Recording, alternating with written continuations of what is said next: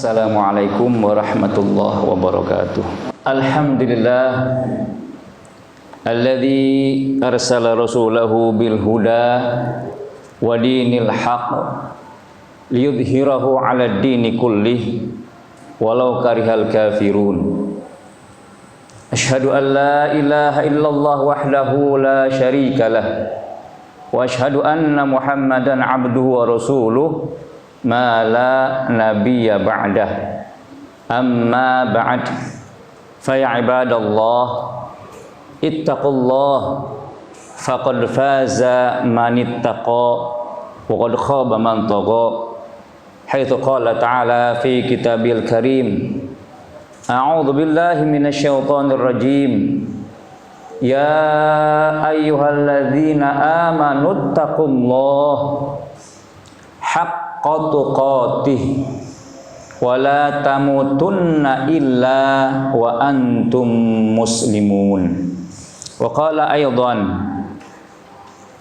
ya ayyuhan nasu taqu rabbakumul ladzi khalaqakum min nafsin wahidah wa khalaqa minha zawjaha wa batha minhuma rijalan katsiran wa nisaa wattaqullaha alladzi tasaaluna bihi wal arham innallaha kana 'alaikum raqiba. Wa qala nabiyuna sallallahu alaihi wasallam, man salaka tariqan yaltamisu fihi ilman sahhalallahu lahu bihi tariqan ilal jannah. Wa qala aidan, man yuridillahu bihi khairan yufaqihu fid din. Sadaqallah wa sadaqar rasul. Hadirin sedang Jum'ah yang Allah muliakan, mari kita khusyuk mendengarkan khutbah. Mudah-mudahan setelah khutbah ini Allah mempertebal iman kita. Allah menurunkan rahmat dan berkahnya kepada kita, dan akhirnya kita termasuk orang-orang yang beruntung dunia dan akhirat. Pada kali ini kita akan tadabbur satu surah yang ada dalam Al-Quran, tepatnya surah ke-12, surat Yusuf, di mana Allah Subhanahu wa taala berfirman sebagai prolog 1, 2, dan 3 ayat ini untuk mengawali kisah Yusuf alaihissalam dalam suratnya Yusuf. Kisahnya kisah Yusuf, surahnya surah Yusuf. Jarang sekali ada dalam Al-Quran yang namanya dengan nama tersebut dan merupakan mengkisahkan sejarahnya. Bahkan kalau dibilang hampir lengkap. Dari awal dia menceritakan dari kecil sampai dengan akan menjadi seorang raja, seorang nabi di suatu tempat di Mesir. Bahkan kata Allah untuk menerangkan kisah ini, ayat 3-nya, nahnu naqussu 'alaika ahsanal qasas. Jadi kisah ini adalah kisah yang terbaik untuk kita ambil ibrah, pelajaran. Dan Allah sendiri yang nyatakan itu. Nahnu naqussu 'alaika ahsanal qasas bima auhayna ilaika hadzal Qur'an. Kisah yang terbaik. Jadi kalau kita mau mencari kisah-kisah yang terbaik di alam dunia ini, jangan jauh-jauh. Ada dalam Al-Qur'anul Karim sebagai panutan, contoh bagi kita. Dan pastinya kisah ini bukan hanya sekedar kisah, tapi ada kisah, ada pelajaran yang syarat harus kita ambil agar kita mendapatkan ridho Allah Subhanahu wa taala dan tidak tercebur dalam lubang yang sama. Itu harapannya. Berawal dari kata Allah Subhanahu wa taala dalam ayat 4-nya, idh qala Yusufu li abihi Ya abati inni ra'aitu ahada asyara kaukaba wasyamsa wal qamara ra'aituhum li sajidin. Kata Yusuf alaihissalam berkata kepada abahnya bahwasanya tadi malam aku bermimpi melihat 11 bintang, 1 matahari, 1 bulan bersujud kepadaku. Ya, Abah Yusuf sudah kenal semuanya, yaitu Yakub alaihissalam. Jadi dalam satu hadis Nabi pernah berkatakan salah satu manusia terbaik di alam dunia ini adalah Yusuf alaihissalam. Nabi, anak Nabi, cucu Nabi, cicit Nabi. Yusuf bin Yakub bin Ishak bin Ibrahim. Jadi keempat keturunan Nabi. Seorang Nabi, bapaknya Nabi, kakeknya Nabi, uyutnya Nabi. Satu manusia terbaik adalah Yusuf alaihissalam. Abahnya Yusuf, Yakub alaihissalam, rupanya sudah melihat gelagat-gelagat saudara yang lain. Maka terucap dari lidahnya, "Nak, jangan kau ceritakan kisahmu ini kepada saudaramu yang lain." Perlu diketahui, Yakub punya 4 istri. Dari 4 istri ini lahirlah 12 anak yang nantinya akan menjadi 12 golongan Bani Israel. Ithna asyara asbaton umama. Cikal bakal Bani Israel, karena Israel sendiri adalah julukan Yakub. Dia mempunyai 4 istri, 12 lahir anaknya, 12 ini sebagai pemuka-pemuka kaumnya. 12 golongan Bani Israel. Apa kata Yusuf abahnya Yakub? Jangan kau ceritakan, nak. Rupanya abahnya sudah melihat. Ya. Cuma 2 saudara yang satu ibu dengan Yusuf, yaitu Benyamin yang setia dengan Yusuf. Selebihnya agak membangkang, agak nakal. Mungkin lebih dari, bukan agak, tapi memang nakal. Sehingga terkenal sampai sekarang Bani Israel yang nakal sampai sekarang membangkang. Memang dari dulu, Pak. Jadi Bani Israel sudah bibit-bibit pembangkangan kepada perintah Allah. Orang tuanya ya Nabi Yakub. Tapi memang sebagian, bahkan 10 ini mempunyai sifat pembangkangan, kecuali Yusuf dan Benyamin. Laqad kana fi Yusufa wa ikhwati ayatul lisailin. Idh qalu la Yusufu wa akhuhu ahabbu ila abina minna wa nahnu usbah. Ini kata mereka, kata 10 saudara Yusuf yang lainnya. Mereka agak besar, Yusuf agak kecil. Karena anak ibunya Yusuf ini baru belakangan dinikahi. Nah, saudara-saudaranya sudah dinikahi duluan. Sehingga mereka sudah lahir, baru Yusuf lahir. Secara umur Yusuf lebih kecil daripada 10 saudara yang lainnya. Kata mereka, abah kita ini sesat. Inna abana lafi dhalalin mubin. Gak bener nih abah kita. Jadi terlalu mencintai Yusuf. Gak bener dia mereka katakan. Hadirin Allah muliakan, memang sudah ada bibit-bibit hasad kepada mereka, sehingga ketika ada perbedaan perlakuan, ya, Yakub lebih senang, lebih suka kepada Yusuf karena mungkin taat, baik hati, penyayang dan sebagainya. Lumrah hadirin, kalau kita punya anak lebih dari 1, ada anak yang sifat baiknya menonjol, itu yang paling kita perhatikan, itu yang paling kita sayangi. Walaupun secara umum harusnya semua anak rata kita sayangi, tapi apabila anak satu sangat menonjol kebaikannya, manusiawi kita lebih sayang kepadanya karena dia mempunyai kelebihan. Di antaranya adalah kebaikan-kebaikannya terlalu lebih daripada saudara-saudara yang lainnya. Nah, ini terjadi kepada saudara Yusuf. Yusuf terlalu baik sehingga abahnya seorang nabi tahu mungkin cikal bakalnya akan menjadi nabi juga. Timbullah hasad dan dengki dari 10 saudara yang lainnya. Hadirin, ketika hasad diikuti, dituruti, maka terjadilah pekerjaan-pekerjaan setelah itu.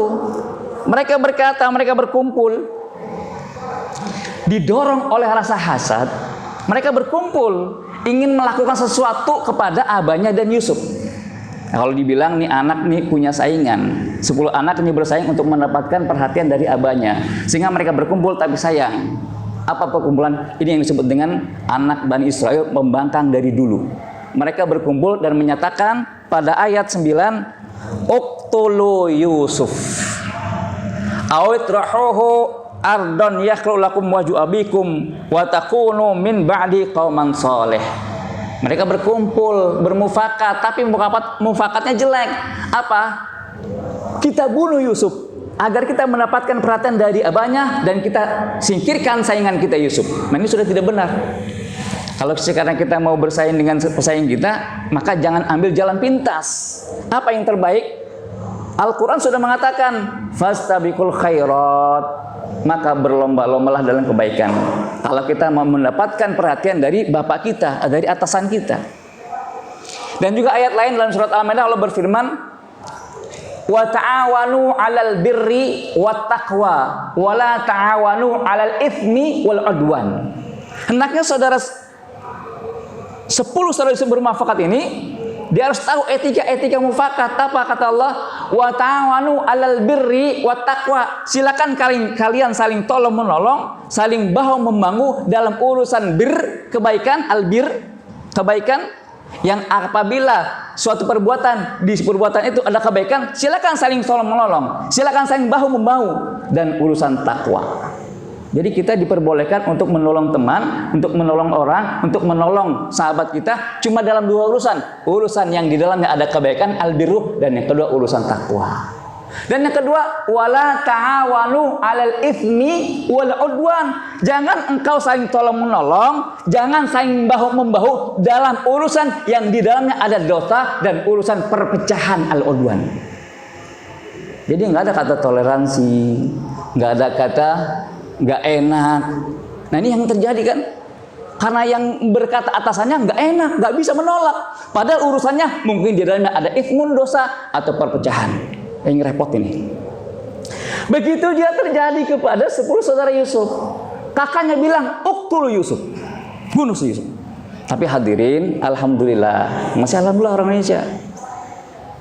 Kufur sama dengan berbanding lurus dengan taat.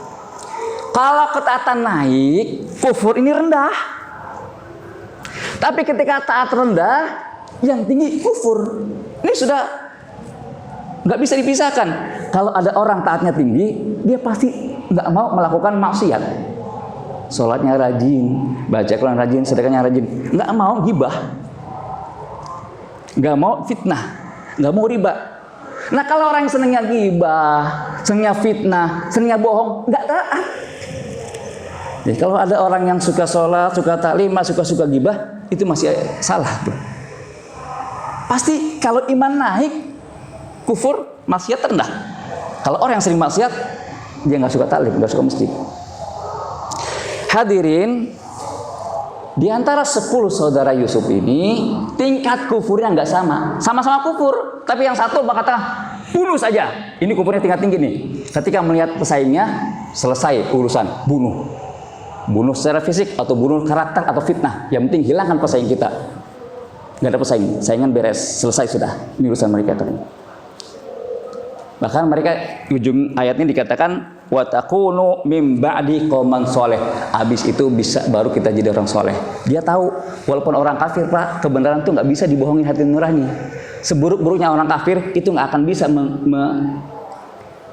menghilangkan, mengelabui hati nurani sendiri. Makanya seburuk-buruk mereka katakan utul Yusuf, dia bilang wa takunu min ba'di qauman sholeh. Habis itu, habis kita bunuh, baru kita jadi orang soleh. Dia tahu ini perbuatan buruk. Tapi karena hasad tadi, karena dengki, karena perasaan menurut hawa nafsu, sehingga mereka harus, ya, entah salah satu orang karena nafsunya, entah satu orang karena tidak bisa berbuat apa-apa karena perintah atasannya dan lain sebagainya. Yang kedua, qala qailun minhum. Nah, ini 10 saudara ini nggak sama tingkat kufurnya. Di antara saudaranya mengatakan, jangan dibunuh. La taqtul Yusuf walquhu fi ghayabatil jub. Cukup kita buang saja ke sumur tua. Nanti ada yang ngerawat, ada yang mengambil. Selesai sudah, has hilang pesaing kita di rumah ini. Kalau Yusuf kalau dibunuh kan dosanya besar. Kalau dibunuh kan gitu-gitu saudara kita. Makanya ada saudaranya yang agak lembut sedikit nih, kufurnya nggak terlalu tinggi. Kita buang saja dah, nggak perlu dibunuh. Cukup kita dibuang ke sumur tua. Nanti ada yang ngambil. Karena memang di saat itu, ya, gurun fasir, kalau ada oase maka akan ada musafir yang singgah mengambil air minum, dan kalau mereka menemukan anak kecil, maka pada saat itu adatnya adalah menjual. Hadirin, singkat cerita, sebetulnya judul kita adalah dusta adalah dosa besar. Nah, ketika mereka bersepakat untuk membuang Yusuf, maka mereka harus melakukan menghadap abahnya agar abahnya percaya bahwasanya dia bukan ingin membuang Yusuf, tapi ingin berajak bermain-main. Maka datang esok harinya mereka kepada abahnya. Apa mereka katakan kepada abahnya? Qalu ya abana malaka la ta'manna ala Yusuf wa inna lahu lanasihun. Arsilhu ma'ana ghadan yarta wa yal'ab wa inna lahu lahafizun. Ini bohong pertama yang diceritakan oleh Allah di Al-Qur'an. Apa kata 10 saudara Yusuf? Abana, kamu tidak akan percaya kepada kami walaupun kami menginginkan kebaikan pada saudara Yusuf. Serahkan besok Yusuf kepada kami untuk kami ajak bermain-main dan bersenang-senang. Hadirin, dalam kitab disebutkan al-kidbu mukhalafatul zahir wal batin.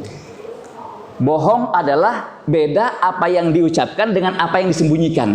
Mereka berniat membuang Yusuf, tapi yang keluar di lisan mereka, besok kami akan ajak Yusuf bermain-main dan bersenang-senang. Ini bohong. Bohong adalah beda yang diucapkan dengan apa yang di hati. Ini sudah ada. Dan bohong ini bukan sendiri, berjamaah. 10 saudara Yusuf membohongi bapaknya sendiri. Sudah ada dari dulu sudah ada, hadirin, kelompok manusia bersepakat membohongi manusia lain. 10 anak Yakub berusaha membohongi bapaknya sendiri. Dan yang dibohongi adalah saudara sendiri, Yusuf alaihissalam. Awalnya Yakub tidak memberikan izin. Kenapa? Karena Yusuf masih kecil. Aku khawatir kalau aku beri izin engkau bermain-main di gurun pasir, kamu ditinggal. Kamu meninggalkan Yusuf, sehingga Yusuf diterkam serigala. Benar. Kalau lain akalu dhi'bu wa nahnu usbah inna la khasirun. Enggak. Abana, kami akan jaga Yusuf. Hadirin, kalau sekali berbohong, yang dibohonginya enggak percaya, dia berulang lagi. Kami akan menjaga abah kami, anak kami, saudara kami Yusuf. Ini adalah khasirun. Kalau memang terjadi nanti penekaman, diterkam Yusuf oleh serigala, kami rugi. Dengan berat hati Yakub memberikan izin kepada anak-anak yang lain untuk membawa Yusuf yang katanya bermain-main, padahal ingin musnahkan, membuangnya jauh-jauh. Sehingga cerita besok diambil ketika hadirin melakukan idenya, melakukan makarnya, mereka melakukan dulu, berpikir ketika nanti kembali kepada abah kita, apa yang kita lakukan, apa yang kita perbuat. Makanya ini dia, hadirin. Makanya benar kata Nabi, apa kata Nabi? Rasul dunubi al-kadhib. Modal orang dosa adalah bohong. Jadi bohong itu adalah modal untuk berdosa. Makanya orang yang kalau sudah berdosa, berbohong, dia sudah punya modal untuk melakukan dosa. Namanya modal bisa berkembang. Rasul dunubi al-kadhib. Benar saja, ketika bohong pertama, maka selesai sudah, dia berhasil melakukan makarnya, dia akan menghadapi peristiwa berikutnya. Apa? Peristiwa ketika dia kembali kepada abahnya, tidak membawa Yusuf. Maka kalau mengabarkan pada sore harinya, waja'u abahum isya'an yabkun. Nah, ntar makarnya, bagaimana makarnya, ceritakan di ayat berikutnya. Sore harinya ketika mereka berhasil membuat makar, apa makarnya? Membuang Yusuf. Datang sore hari bahkan isya, yabkun, dalam keadaan menangis. Benar kata kitab itu, al-kadhibu bil fi'li wal qaul. Bohong itu bukan hanya dengan perkataan, tapi kadang-kadang bohong dengan ekspresi, fi'lun, perbuatan. Bisa dengan perkataan, yaitu apa yang dikatakan beda dengan apa yang di hati, atau ekspresi dia pura-pura nangis padahal gak sedih. Jadi jangan dulu tertipu. Kalau manusia ingin depan kita nangis, dia itu sedih. Bukan. Mereka kata Allah, waja'u abahum isya'an yabkun. Sore hari datang, menangis. Apa katanya? Qalu ya abana inna dhahabna nastabiqu wa tarakna Yusuf inda mata ina Fa'akalu dzi'bu wa ma anta bimu'minin lana walaupun nasadiqin. Ya abana, engkau tidak akan percaya kalau kami kabarkan bahwasanya ketika kami saling bermain-main kami tinggalkan Yusuf. Benar Yusuf diterkam serigala. Bohong lagi hadirin. Kalau bohong itu nggak akan cukup sekali. Orang berbohong nggak akan cukup sekali, berkali-kali. Kenapa? Bohong yang pertama ditutupi bohong yang kedua. Bohong kedua tutupi bohong yang ketiga. Terus. Bahkan bohong berikutnya hadirin, bohong berikutnya waja'u ala qamisihi bidamin kadzib. Enggak cukup dengan berulang-ulang kali berbohong dengan mulutnya, bahkan enggak cukup berulang kali berbohong dengan perbuatannya, ekspresinya harus ditambah bohong agar memperdayai orang-orang yang dibohonginya. Hadirkan bukti, kata Allah, buktinya juga palsu. Waja'u ala qamisihi bidamin kadzib. Tega-teganya 10 saudara Yusuf sebelum masukin Yusuf ke sumur, dibuka dulu bajunya. Mungkin dia potong seekor kambing agar terceripet darah, dianggap ini darah Yusuf. Dihadirkanlah bukti ini kepada bapaknya. Abah, engkau tidak akan percaya kepada kami, Mbak. Ketika kami bermain-main kami tinggalkan Yusuf. Ini buktinya. Bajunya, darahnya dikoyak-koyak oleh serigala. Adik kami Yusuf dimakan serigala. Kata-katanya bohong, ekspresinya bohong, darah-darah bohong, baju-baju bohong. Hadirin, kata Nabi benar, Rasul dzunubi al-kadzib. Kalau sudah berbohong, orang akan berbohong. Bahkan bohong berikutnya bukan bohong biasa, bohong ditambah alat bukti, dan alat buktinya juga alat bukti bohong. Hadirin yang Allah muliakan, siapa sih dalam hadis diterangkan oleh Nabi kita Muhammad sifat orang yang bagaimana yang sering berbohong? Maka jelas kata Nabi, ayatul munafiqi salatun idza haddatsa kadzaba. Itu jelas. Jadi kalau ada manusia, apalagi kelompok, ingat, anaknya Yusuf ini 10 ya, 10 berkelompok dia. Berbohong, maka sudah dipastikan manusia ini, kata Nabi, ayatul munafiki salatun. Ciri-ciri yang melekat pada seorang munafik adalah 3. Dan yang pertama, idza haddatsa kadzaba. Jadi kalau ada kelompok manusia orang yang sering berbohong, bohongnya kelihatan lagi. Tercirikan. Ini tanda mereka adalah munafik, kata Rasul. Idza haddatsa kadzaba wa idza wa'ada akhlafa. Ditambah lagi 1 ciri saja yang terdapat pada manusia dari 3 ciri ini sudah pantas dia dikatakan munafik. Apalagi 3 ciri ini melekat pada diri seseorang. Idza haddatsa kadzaba wa idza wa'ada akhlafa. Dia berjanji, dia sendiri yang ingkar. Wa idza tumina khana.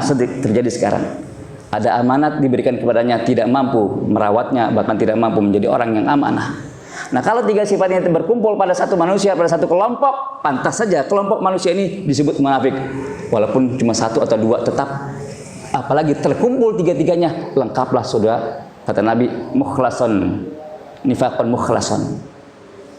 Ya, kalau di sini kebanyakan 3. Ada 1 sifat yang juga sifat munafik, idza khasama fajaro.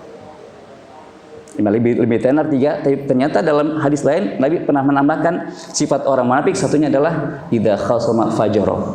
Apabila dia berbeda, curang. Berbeda pendapat, berbeda khasama, melakukan culas dan curang. Hadirin Allah muliakan, sebagai penutup, dalam surat Al-Mursalat, saking buruknya sifat bohong ini, dusta ini, diulang-ulang sampai 10 kali. Wailul lil mukadzibin. Neraka wail, celaka bagi orang yang suka berbohong. Intinya, ujungnya nanti kita lihat di surat Al-Qalam, surat Nun Al-Qalam, dalam ayat 8 itu banyak sifat-sifat yang tidak boleh kita taati. Ternyata ada sifat pembohong ini Allah larang. Fala tuti'il mukadzibin. Surat Al-Qalam di ayat 8. Fala tuti'il mukadzibin. Apa artinya? Legitimasi kepercayaan hilang dari orang-orang yang selalu berbuat bohong. Jadi orang yang berbuat berbohong itu sudah hilang kepercayaan manusia kepadanya. Karena Allah berkata, "Fala tuti'il mukadzibin." Jangan taat kepada orang yang selalu berbohong. Dan ini ayat enggak satu, banyak. Mudah-mudahan bermanfaat. Barakallahu li wa lakum fil Qur'anil azim wa nafa'ani wa iyyakum bima fihi minal ayati wa dzikril hakim wa taqabbal minni wa minkum tilawatahu innahu huwal ghafurur rahim.